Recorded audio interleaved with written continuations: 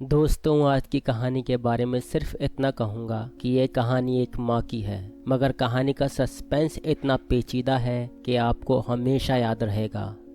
Canada में एक औरत नेवेल मारवान का देहांत हो चुका है। उसके मरने के बाद उसकी वसीयत को उसके 2 जुड़वा बच्चों जीन और साइमन के सामने जब खोला जाता है तो उसमें उनकी माँ की कुछ बेहद अजीबोगरीब आखिरी ख्वाहिशों के बारे में लिखा हुआ है। वसीयत पढ़ने वाले आदमी का नाम लेबल है, जिसके लिए नेवेल ने कई सालों तक काम किया था।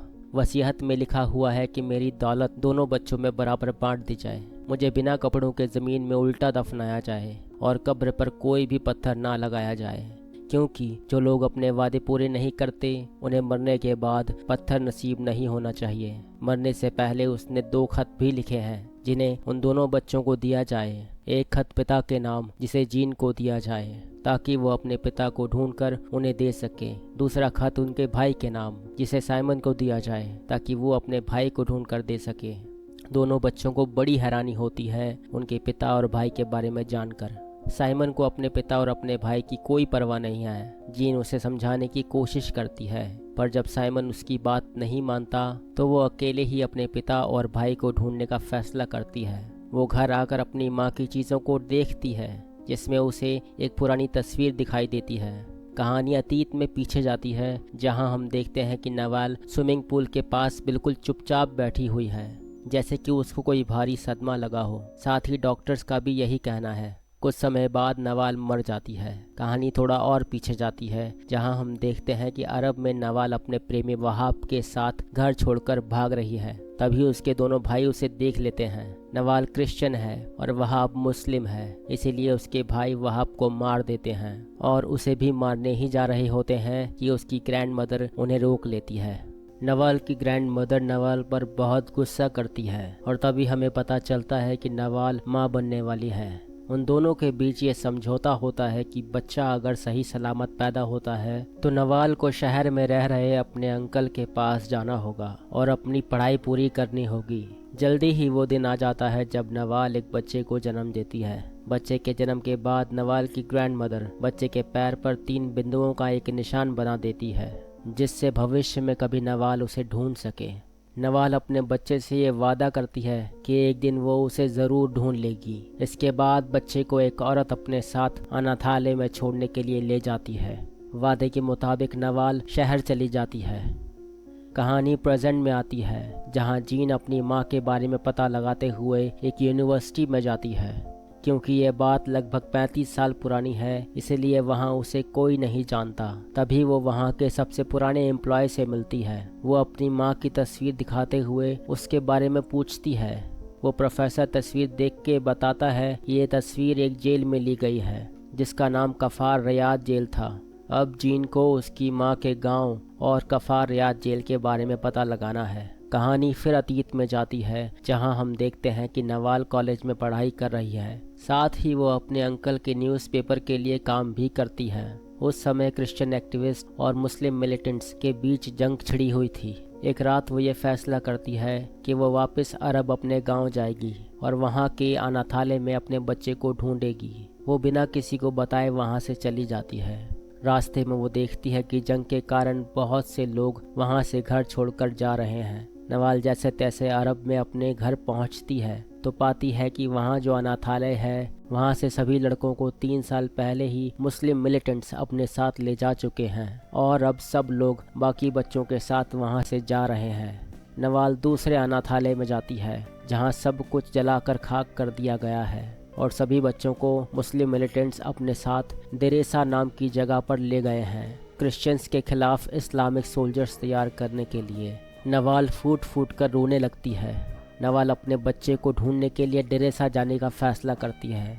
रास्ते में एक बस को जाता देखकर वो अपना जीसस का लॉकेट उतार कर रख लेती है और लिफ्ट के लिए रोकती है, क्योंकि बस में सभी मुस्लिम हैं जो वहां से डेरेसा ही जा रहे हैं।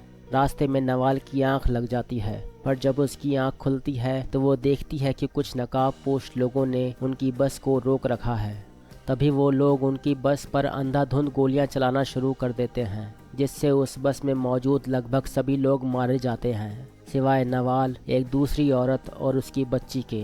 वो लोग बस को आग लगाने के लिए बस पर पेट्रोल डालने लगते हैं, नवाल ये देखकर उन लोगों को अपना जीसस का लॉकेट दिखाती है और बताती है कि वो क्रिश्चियन है, जिससे वो लोग उसे नहीं मारते। नवाल उस औरत से उसकी बच्ची को अपना बताकर गोद में ले लेती है और वहाँ से जाने लगती है। मगर जब वो बच्ची देखती है कि बस में आग लगाई जा रही है तो वो अपनी माँ के लिए बस की तरफ भागती है, जिसे देखकर वो लोग उसे भी शूट कर देते हैं। नवाल इतनी क्रूरता देखकर अंदर से टूट जाती है। इंसानियत पर से उसका भरोसा उठ जाता है। कहानी प्रेजेंट में आती है, जहां हम जीन को उसकी माँ के गांव में जाकर सबसे उसकी माँ के बारे में पता लगाते हुए देखते हैं। जीन उन लोगों की बोली नहीं समझ पा रही है। पता चलता है कि पास ही एक लड़की है जिसे फ्रेंच आती है। जीन उसके घर पर जाती है और उस लड़की से मदद के लिए पूछती है। वो पूछती है अगर वो लोग उसके पिता वहाब को जानते हैं या नहीं। वो जब उन्हें ये बताती है कि वो नवाल मरवान की बेटी है तो सबके मुंह बन जाते हैं, क्योंकि नवाल ने एक मुस्लिम से प्यार करके बिरादरी का नाम खराब किया था और उसी का श्राप सिविल वॉर के रूप में सबको झेलना पड़ा था। इसीलिए जीन को वहाँ से जाना पड़ता है। कहानी फिर अतीत में जाती है, जहां क्रिश्चियन एक्टिविस्ट की क्रूरता से नवाल का दिल पूरी तरह से टूट चुका है। इसलिए नवाल मुस्लिम मिलिटेंट्स के साथ मिल जाती है और क्रिश्चियन एक्टिविस्ट के लीडर के घर पर उसके बच्चे को ट्यूशन्स देने का काम करने लगती है। एक दिन सही समय आने पर वो उस क्रिश्चियन एक्टिविस्ट के लीडर को शूट करके मार देती है। इसके बाद उसे कफार रियाद जेल भेज दिया जाता है। यहीं पर वो तस्वीर ली जाती है जो आज जीन के पास है। कहानी प्रेजेंट में आती है, जहां जीन भी कफार रियाद जेल में जाती है अपनी मां के बारे में पता लगाने। मगर अब वो जेल पूरी तरह से खंडर इमारत बन चुकी है। वो एक आदमी से मिलती है जो उस समय कफार रियाद जेल में काम किया करता था। पहले तो वो आदमी कुछ भी बताने से मना कर देता है, पर जब उसे पता चलता है कि जीन नवाल की बेटी है तो वो उसे बताता है कि नवाल को कफार रियाद जेल में 15 सालों तक रखा गया था और टॉर्चर किया गया था, मगर वो कभी कुछ नहीं बोली। वो कैदी नंबर 72 मुश्किल वक्त में अक्सर गीत गुनगुनाया करती थी। उसकी सज़ा का वक्त ख़त्म होने से पहले उसे टॉर्चर करने के लिए अबू तारिक नाम के एक जल्लाद को लाया गया था। अबू तारिक ने उसके साथ कई बार ज़बरदस्ती की, जिस वजह से वो प्रेग्नेंट हो गई। नवाल ने जेल में ही बच्चे को जन्म दिया। अक्सर ऐसे बच्चों को रात के अंधेरे में नदी में बहा दिया जाता था, मगर डिलीवरी कराने वाली नर्स ऐसा करना नहीं चाहती थी। नवाल की डिलीवरी के बाद उसे उस जेल से रिहा कर दिया गया। जीन उस आदमी से उस बच्चे के बारे में पूछती है, मगर उसे उस बारे में कुछ नहीं पता। मगर वो उस नर्स को जानता है जिसने नवाल की डिलीवरी कराई थी। जीन अपने भाई साइमन को फ़ोन करके बताती है कि उनकी मां को कफार रियाद जेल में रखा गया था और उन्हें बहुत यातनाएं दी गई और उन्होंने उनके भाई को उसी जेल में जन्म दिया था। अब सिमोन भी अपनी बहन का साथ देने के लिए अरब में आ जाता है। साथ में लेबल और उसका एक जानकार मदाद जो अरब में ही रहता है वो भी है। साइमन अपनी बहन से मिलता है। दोनों भाई बहन उस नर्स से मिलने जाते हैं जिसने जेल में उनकी मां की डिलीवरी कराई थी। वो नर्स अब बहुत बूढ़ी हो चुकी है और हॉस्पिटल के बेड पर है। नवाल का नाम सुनते ही उस नर्स में मानो जैसे अलग ही जान आ जाती है। वो कहती है कि उसने ही नवाल की डिलीवरी कराई थी और उसके बच्चों को मरने से बचाया था। नवाल ने 2 जुड़वा बच्चों को जन्म दिया था, जिसे उसने ही नवाल की रिहाई के बाद उसे वापस सौंप दिया था। ये सुनकर दोनों भाई बहन स्तब्ध रह जाते हैं। अब वो ये तो जान गए हैं कि वो दोनों ही वो जुड़वा बच्चे हैं जिन्हें नवाल ने जेल में जन्म दिया था और अबू तारिक ही उनका असली पिता है। मद्दाद उन दोनों को बताता है कि उनके भाई का नाम निहाद था, जो एक अनाथालय में पल रहा था, मगर मुस्लिम मिलिटेंट्स उसे अपने साथ ले गए थे, इसलिए उसकी कोई जानकारी नहीं है। पिता का नाम अबू तारिक था और ऐसे लोग अक्सर अपनी पहचान बदलकर किसी दूसरे देश चले जाते हैं, इसीलिए अबू तारिक को ढूंढ पाना भी मुश्किल है। मगर मुस्लिम मिलिटेंट्स का लीडर शमशुद्दीन आज भी जिंदा है और वो हमें बता सकता है निहाद और अबू तारिक के बारे में। मगर परेशानी यह है कि शमशुद्दीन को हम लोग नहीं ढूंढ सकते। अगर शमशुद्दीन चाहेगा तो वो हमें खुद मिलेगा। मद्दाद बताता है कि सिमोन को दिरेसा जाना चाहिए। दिरेसा वही जगह है जहां मुस्लिम रेफ्यूजीज रहा करते थे और उन दिनों बच्चों को अगवा करके वहीं पर लाया जाता था उन्हें ट्रेनिंग देने के लिए। अब सिमोन दिरेसा जाता है और साथ में लेबल और वहां का एक लोकल आदमी भी जाता है, जो वहां अपने कुछ जानकार लोगों से सिमोन को मिलाता है। सिमोन बताता है कि वो निहाद को ढूंढ रहा है और उसकी माँ अरब से ही है। उसकी माँ वही औरत है जो अक्सर गाया करती थी। इतना बताकर सिमोन ने अपना काम कर दिया है। फिलहाल उसे कोई जानकारी नहीं मिली है, मगर अगले ही दिन उसके होटल के कमरे के बाहर 2 लोग आते हैं जो उसे अपने साथ ले जाना चाहते हैं। सिमोन मद्दात से फ़ोन पे पूछता है तो मद्दात कहता है कि कोई परेशानी नहीं है, उसे उनके साथ चले जाना चाहिए। सिमोन उन लोगों के साथ चला जाता है। सिमोन को एक खुफिया जगह पर ले जाया जाता है। उसके सामने शमशुद्दीन बैठा है जो अब काफ़ी बूढ़ा हो चुका है।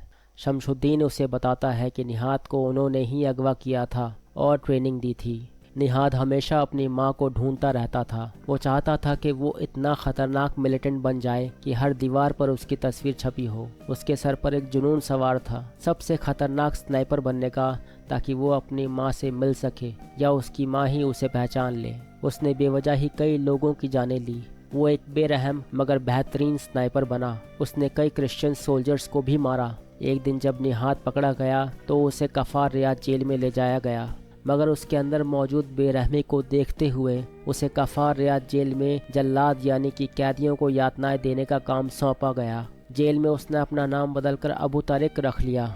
उसके बाद जब उसकी रिहाई हुई तो उसे हमने कनाडा भेज दिया, एक नई पहचान के साथ, निहाद हरमानी बनाकर। ये सुनकर साइमन के पैरों तले ज़मीन खिसक जाती है। वो होटल वापस जाता है और अपनी बहन से सारी बातें बताता है।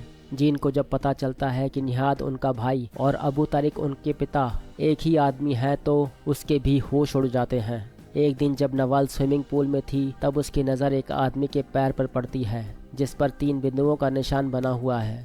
नवाल को अपना खोया हुआ बच्चा मिल गया है। उसके दिल की हलचल उसके चेहरे पर साफ दिखाई दे रही है। वो उस आदमी के पास जाती है तो उसका चेहरा देखकर उसे इतना बड़ा झटका लगता है कि वो बिल्कुल शांत हो जाती है। इसके बाद ही उसने अपने दोनों बच्चों को देने के लिए लिबेल के हाथों 2 खत लिखवाए। अब जीन और साइमन निहाद हरमानी से मिलते हैं और उसे एक एनवलप देते हैं। निहाद अपने घर के अंदर आता है और एनवलप में देखता है जिसमें 2 खत होते हैं, एक खत पिता के नाम और एक बेटे के नाम।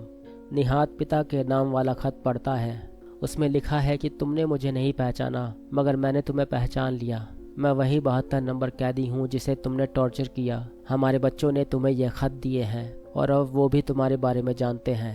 उन्हीं के ज़रिए मैं तुम्हें यह सच बताना चाहती हूँ। तुम्हें भी सच जानकर ज़रूर सदमा लगेगा। मैं कैदी नंबर 72। निहाद बाहर जाकर देखता है मगर उसके दोनों बच्चे जा चुके थे।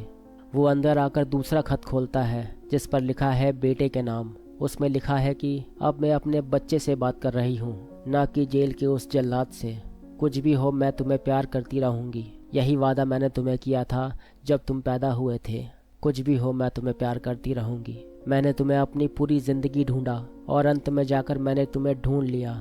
मैंने तुम्हें तुम्हारे पैर के 3 बिंदुओं के निशान से पहचान लिया। मेरे बच्चे, मैं तुम्हें कोमलता के साथ अपने सीने से लगाती हूँ। मुझे सुकून मिल गया है। इससे ज़्यादा ज़रूरी और कुछ भी नहीं है। तुम मेरे लिए एक प्यार की निशानी हो। तुम्हारे भाई बहन भी प्यार की ही निशानी है। अब हम सब साथ हैं और इससे ज़्यादा कुछ भी ज़रूरी नहीं है। तुम्हारी माँ नवेल मारवान, कैदी नंबर 72। आखिर में हम देखते हैं कि नवाल की कब्र पर अब पत्थर लग चुका है और उसके सामने निहाद खड़ा है। उसके दिल में इस समय सिवाय दुख के कुछ और नहीं हो सकता।